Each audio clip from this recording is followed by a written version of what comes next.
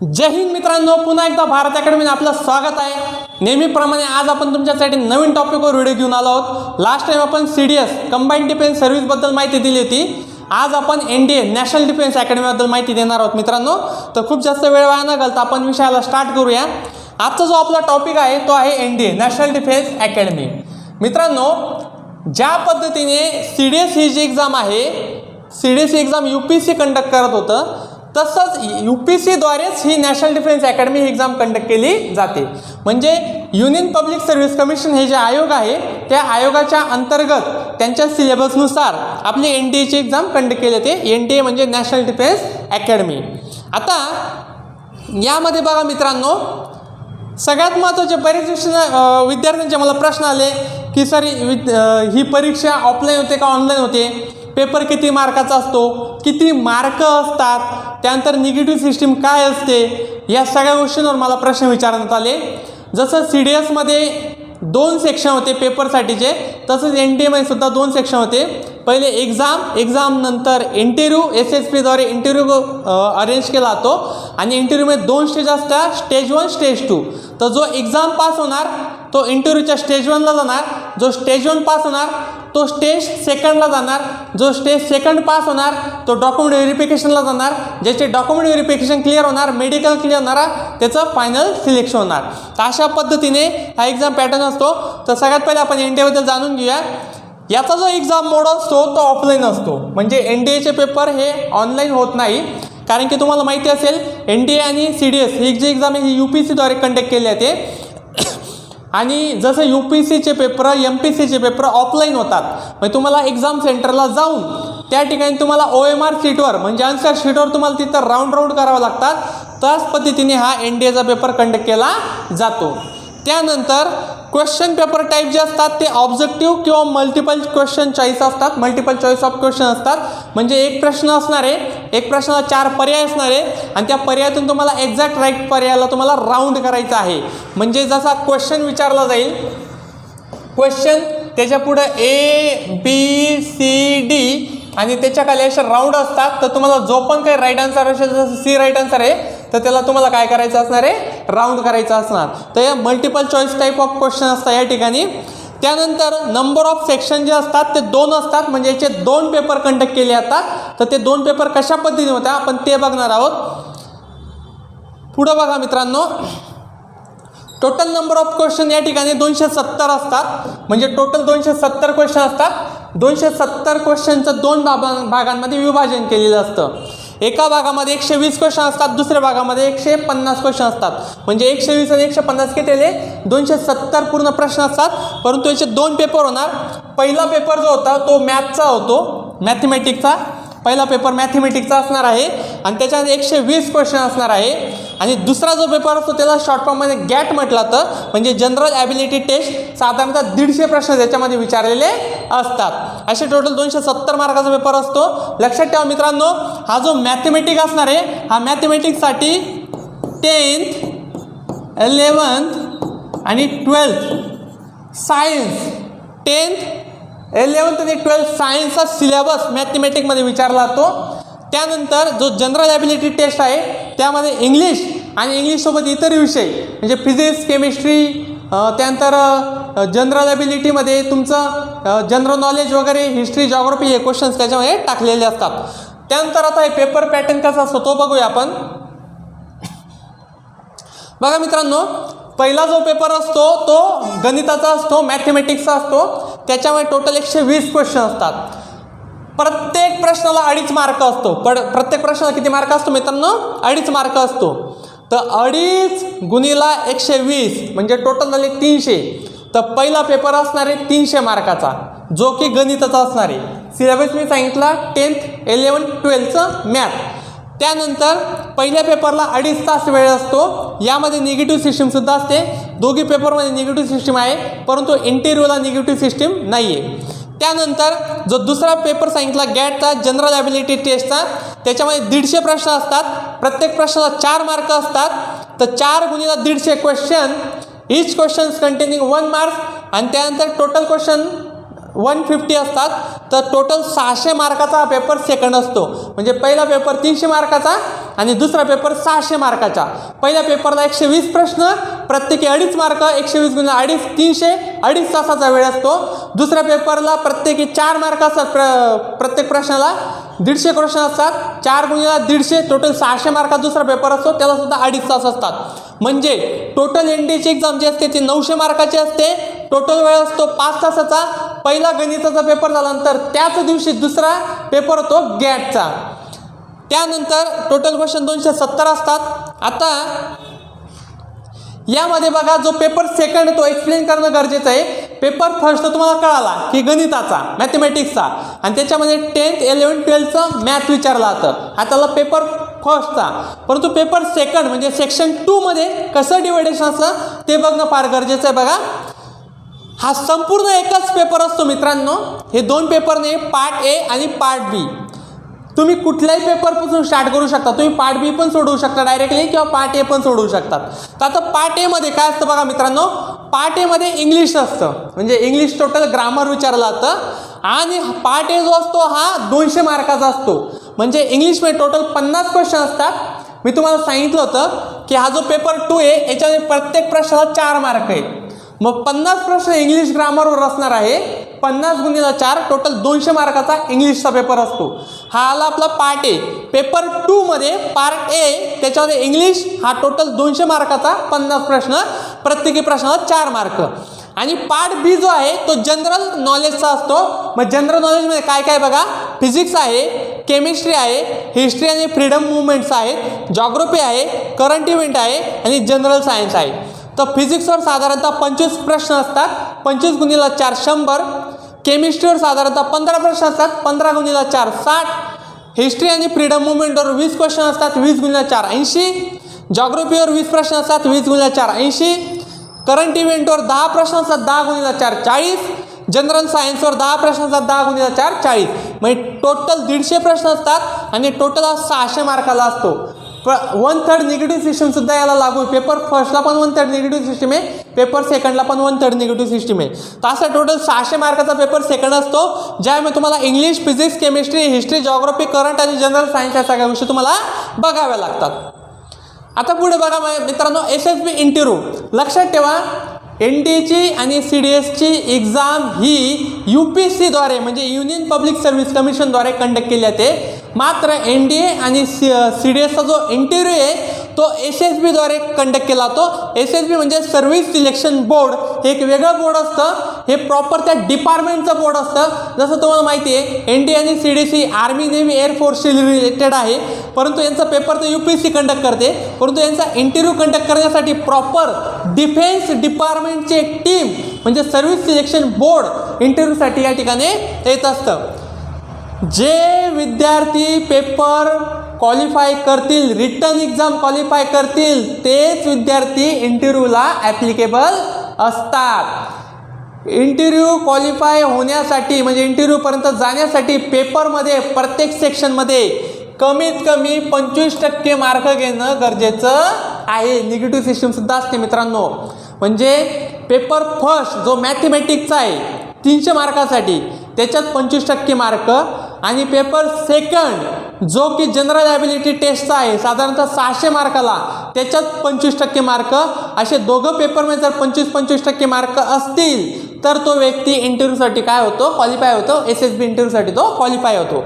मग आता SSB interview जो असतो मित्रांनो बघा, हा सर्व्हिस सिलेक्शन बोर्डद्वारे कंडक्ट केला जातो. साधारणतः 4 ते 5 दिवस याला लागतात. जनरली 4 दिवस लागतात, परंतु एका दिवस मागे पुढे होऊ शकतो. आणि हा इंटरव्ह्यू जो आहे टोटल 900 मार्कांसाठी असतो मित्रांनो. किती मार्कांसाठी? 900 मार्कांसाठी. आता SSB इंटरव्ह्यूमध्ये सुद्धा 2 स्टेज असतात, स्टेज 1 आणि स्टेज 2. बघा लक्षात घ्या, जो एक्झाम पास होणार तो इंटरव्ह्यूला जाणार स्टेज 1ला, आणि स्टेज 1ला जे विद्यार्थी पास होतील तेच विद्यार्थी पुढं स्टेज 2ला जातील. आणि स्टेज 2 मधून जे विद्यार्थी पास होतील तेच मेडिकल फिटनेससाठी आणि डॉक्युमेंट व्हेरिफिकेशनसाठी पुढं बोलवण्यात येतील. तर आता आपण याच्यामध्ये स्टेज 1 पहिले समजूया. बघा या ठिकाणी मी दिलं आहे एक्झाम क्रॅक करून SSB इंटरव्ह्यू, त्याच्यानंतर स्टेज 1 आणि नंतर स्टेज 2, मग पुढे डॉक्युमेंट आणि मेडिकल या 2 गोष्टी. आता बघा स्टेज 1 मध्ये काय असणार आहे, स्क्रीनिंग टेस्ट असते. स्टेज 1 मध्ये या स्क्रीनिंग टेस्टमध्ये 2 गोष्टी असतात. एक ऑफिसर इंटेलिजन्स रेटिंग OTR असते, यामध्ये व्हर्बल आणि नॉर्मल दोन गोष्टी बघितल्या जातात, व्हर्बल आणि नॉन व्हर्बल. तर ह्या दोन गोष्टी असतात. मी SSB इंटरव्ह्यूवर स्पेशल एक वेगळा व्हिडिओ बनवणार आहे, कारण की या ठिकाणी एकदम शॉर्ट नोटीसमध्ये या व्हिडिओमध्ये सगळ्या दोन गोष्टी एक्सप्लेन करणं शक्य नाही. मग आपण स्पेशली SSB इंटरव्ह्यूची OTR टेस्ट काय असते, PPTT टेस्ट काय असते, त्यानंतर TAT काय असते, WAT काय असते, SRT काय असते, हे सगळं आपण डिटेलमध्ये नेक्स्ट व्हिडिओमध्ये आपण बघणार आहोत. त्यानंतर picture perception and description test असते. या पिक्चर परसेप्शन अँड डिस्क्रिप्शन टेस्टमध्ये काय असणार बघा मित्रांनो, यामध्ये हे एक बेसिक स्टेज असते ज्यामध्ये स्टोरी रायटिंग असते, स्टोरी रायटिंग. त्यानंतर यामध्ये नरेशन असतात आणि त्यानंतर ग्रुप डिस्कशन असते.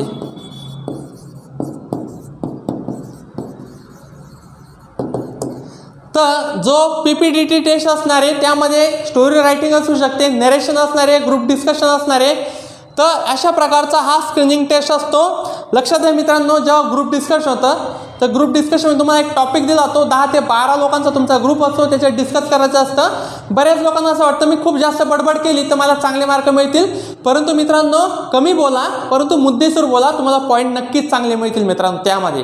त्यानंतर जो आपला स्टेज 1 मध्ये जो दुसरी गोष्ट असते ती सायकोलॉजिकल टेस्ट असते, ज्यामध्ये थीमॅटिक अपीअरन्स टेस्ट असते, वर्ड असोसिएशन टेस्ट असते, सिच्युएशन रिॲक्शन टेस्ट असते. म्हणजे तुम्हाला एखादी सिच्युएशन दिली जाते आणि त्या सिच्युएशनवर तुम्ही कशी रिॲक्शन करणार त्या गोष्टी तुमच्या बघितल्या जातात.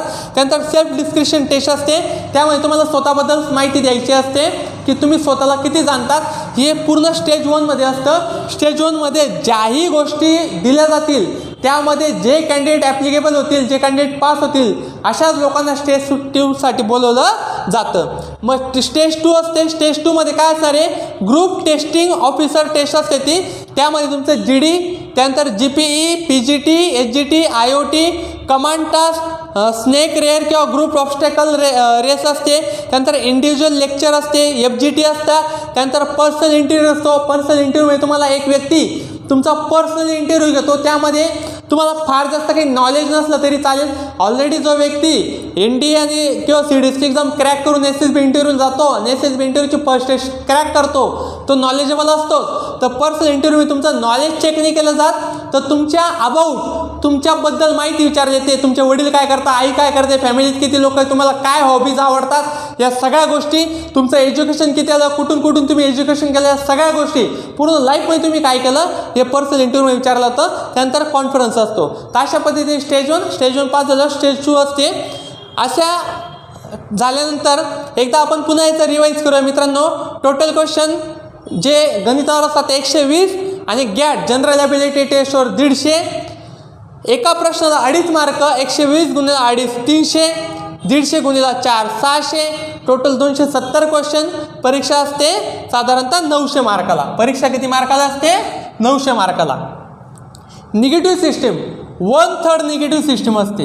1/3 म्हणजे 3 प्रश्न चुकल्यावर तुमचा पूर्ण एका प्रश्नाचा मार्क काय होणार, मायनस होणार. 1/3 निगेटिव्ह सिस्टीम असते. यामध्ये काय असणार आहे, एका प्रश्नाला 2.5 मार्क येतात, 2.5 मार्क भागीला 3 म्हणजे साधारणतः 0.83. जर एक प्रश्न चुकला तर 0.83 मार्क तुमचे काय होता, मायनस होता. आणि जो गॅट आहे त्याच्यामध्ये 4 मार्काला एक प्रश्न असतो, त्याची 1/3 जर केली तुम्ही, 4ला जर 3ने भागितलं तो भागाकार 1.33 येतो. जर एक प्रश्न तुमचा चुकला तर 1.33 मार्क तुमचे काय होत असतात, मायनस होत असतात. अशी टोटली 900 मार्काला परीक्षा असते मित्रांनो. आता यामध्ये बघा मॅथमॅटिक्समध्ये काय विचारलं जातं, तर मॅथमॅटिक्समध्ये हा सिलेबस जर तुम्ही बघितला बघा काय ट्रिग्नोमेट्री आहे. ट्रिग्नोमेट्री जे तुम्हाला 10वीला होतं. त्यानंतर डिफरेन्शियल कॅल्क्युलस असणार आहे, अल्जेब्रा आहे, इंटिग्रल कॅल्क्युलस असणार आहे, डिफरेन्शियल इक्वेशन असणार आहे, लॉगरिथम्स अँड देअर ॲप्लिकेशन असणार आहे. त्याच्यानंतर स्टॅटिस्टिक्स असणार आहे, स्टॅटिस्टिक्स असणार आहे. त्यानंतर प्रॉबिलिटी असणार आहे. प्रॉबिलिटी साधारणतः तुम्हाला 10th+ ला होती. त्यानंतर व्हेक्टर अल्जेब्रा असणार आहे. व्हेक्टर अल्जेब्रावर सुद्धा क्वेश्चन असतात. हा जर तुमचा मॅथमॅटिक्सचा सिलेबस. मी तुम्हाला पहिलेच सांगितलं की हा जो पेपर असणार आहे 300 मार्काला असणार आहे. टोटल 120 क्वेश्चन असणार आहे. त्यानंतर जो तुमचा इंग्लिशचा सिलेबस असणार आहे त्याच्यामध्ये टोटल 50 प्रश्न असतात, प्रत्येकी प्रश्नाला 4 मार्क असतात. तर यामध्ये ग्रामर अँड युजेस असतात, त्याच्यानंतर वोकॅब्युलरी असते, कंपॅरिझेशन असतं, कोहिजन असतं. तर या सगळ्या गोष्टी इंग्लिश ग्रामरमध्ये असणार आहे. आणि जनरल नॉलेजमध्ये तुमचं physics, chemistry, general science, history, geography, current event असणार आहे. फिजिक्स केमिस्ट्री जे असणार आहे ते तुम्हाला 10, 11, 12चं असणार आहे. काही बेसिक क्वेश्चनसुद्धा विचारले आता. त्यानंतर तुम्हाला हिस्ट्री जी असणार आहे, हिस्ट्रीमध्ये तुम्ही 8वी ते 10वीची जी हिस्ट्री ती जर व्यवस्थित वाचली, आधुनिक भारताचा इतिहास, कारण की आधुनिक भारताचा इतिहास हाच सर्वात जास्त विचारला जातो, कारण की त्याच्यामध्येच मुवमेंट जास्त स्टार्ट झालेले आहेत. तर हिस्ट्री प्रश्न असणार आहे. जॉग्राफीवर प्रश्न असतात. इंडियाच्या एक्झामला तुम्ही इंडियन जॉग्राफी आणि वर्ल्ड जॉग्राफी वाचावी लागेल, तिथं महाराष्ट्र जॉग्राफी विचारत नाही. करंट इव्हेंटमध्ये तुम्हाला नोकरी रोजगार संदर्भ, times of India, Loksatta, the Hindu, परिक्रमा मासिक, तर या सगळ्या मासिकांमधून तुम्हाला करंट इव्हेंट जे आहे ते जाणून घेता येतील. तर हे मासिक तुम्ही जर रेग्युलर फॉलो केले तर तुमचं जनरल नॉलेज जे आहे, करंट अफेअर जे ते खूप स्ट्रॉंग होणार. तर अशा पद्धतीने जे NDAची जी एक्झाम असते ती कंडक्ट करण्यात येते. यामध्ये जी OTR टेस्ट असते, इंटरव्ह्यू नंतर जी OTR टेस्ट असते ती फार महत्त्वाची असते. OTR टेस्टमध्ये म्हणजे स्टेज 1मध्ये जी टेस्ट असते ती फार महत्त्वाची आहे. बरेच लोक OTR टेस्टला इग्नोर करतात, परंतु इग्नोर करता कामा नाही. बरेच लोक पेपर तर पास होऊन जातात, परंतु इंटरव्ह्यू स्टेज 1मध्येच काय होतात, फेल होतात. म्हणून आपण इंटरव्ह्यू SSB जो आहे तो कशा पद्धतीने कंडक्ट होतो याच्यावर पुन्हा एकदा नवीन व्हिडिओ आपण बनवणार आहोत. मित्रांनो, एक गोष्ट इथं नेहमी लक्षात ठेवायची आहे, the qualifying marks for each section of the written exam at least 25%. म्हणजे जो तुम्हाला मॅथमॅटिक्सचा जो सेक्शन 1 आहे मॅथमॅटिक्स, त्याच्यामध्ये साधारणतः 25% मार्क्स तुम्हाला घ्यावे लागतील. 300चे 25% म्हणजे साधारणतः जर तुम्हाला 75 मार्क असतील तर तुम्ही क्वालिफाय होतात. दोघांपैकी एका पेपरमध्ये जरी तुम्ही फेल झालात तरी तुमचा पेपर पुढे चेक होणार नाही, तुम्ही इंटरव्ह्यूला जाणार नाही. आणि जो गॅटचा पेपर आहे, जनरल ॲबिलिटी टेस्टचा पेपर, हा साधारणतः 600 मार्काला असतो. 600 मार्कांचे जर 25% जर काढले तर साधारणतः तुम्हाला 150 मार्क घेणं याच्यामध्ये आवश्यक असतात. तुम्ही या ठिकाणी 600पैकी 400 मार्क घेतले, खूप चांगले मार्क.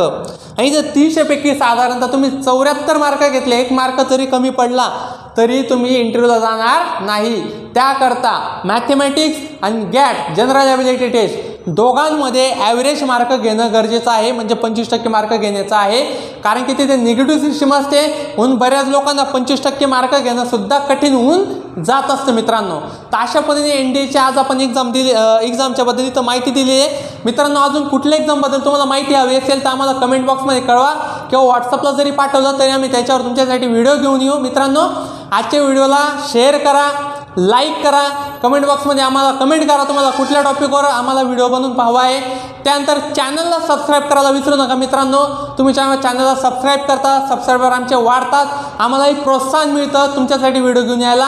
आणि बाजूला जे घंटीचं बेल आयकॉनचं बटन असतं ते प्रेस करायला विसरू नका. त्यामुळे तुम्हाला आमचे नेक्स्ट अपकमिंग व्हिडिओ जे आहेत ते अपलोड होताच तुम्हाला नोटिफिकेशन येते आणि तुम्हाला त्याची माहिती मिळते. मित्रांनो, आपण जे क्लासेस आहेत ते सुरू केलेले आहेत, ऑफलाईन ऑनलाईन दोन्ही पद्धतीने आपण क्लासेस सुरू केलेले आहेत. ज्याही लोकांना कॉम्पिटेटिव्ह एक्झामची तयारी करायची आहे ते त्वरित प्रवेश त्यांनी घ्यावा आणि ऑफलाईन किंवा ऑनलाईन लेक्चरला त्यांनी जॉईन करावं. आपण फी फार कमी ठेवलेली आहे. अजून मित्रांनो, क्लास जरी जॉईन करायचा असेल तरी बरेच लोक पुणे, मुंबई, औरंगाबाद, नागपूर अशा ठिकाणी जातात आणि त्यांना असं वाटतं तिथे एन्व्हायरमेंट चांगलं मिळेल म्हणून तिथं ते 60-60, 70-70 हजार फी भरतात. मित्रांनो, एवढा मूर्खपणा करू नका. कुठल्याही क्लासला एवढी आवडावी फीस द्यायची गरज नाही आहे. फार कमी पैशांमध्ये तुम्हाला नॉलेज घेता येईल. त्यानंतर मर्जी तुमची असणार. मित्रांनो, धन्यवाद.